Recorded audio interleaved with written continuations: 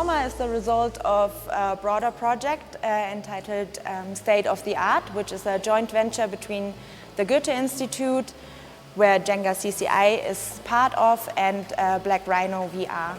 It all came upon by just talking to each other, actually. So Brian from Black Rhino and I, we sat together and we were thinking about ways how to connect tech to the art world and what possibilities are there with immersive technology and emerging technology. We have been very intrigued on the idea of how technology and creative and art would actually intersect and how it would interface.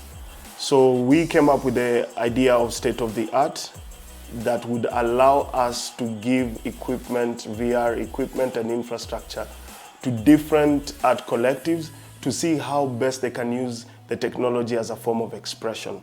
My favorite point in time is mostly a creative development where you're building the property, and that is, sitting with the screenwriters. So for me, Crit Session, sitting with the artists, sitting with production team, that is now sitting with the tech guys, seeing how we're actually going to make it happen. What next that interests me is usually marketing and distribution. So how do you then link up with your audience? How do you find your audience? Yeah, going forward, I think we take a lot of knowledge out of the pilot phase, how to restructure the curriculum that we have established. If we can already call it a curriculum, it was more also based on the software that is there and the learning tools that are already there. It would be nice to develop a little bit more.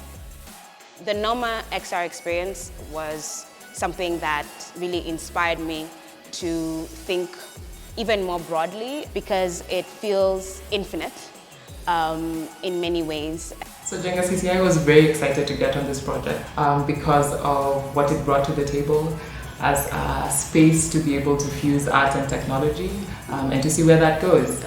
So there's been a huge aspect of play, a huge aspect of experimentation. One of the things that as a project we've been thinking about is how does this continue beyond the pilot phase, is being able to grant the artists access to the technologies but also to the trainings. So I think in that way, beginning conversations around what AR and VR look like in this Nairobi landscape, in this Kenya landscape, is important for us and something that we hope to continue doing.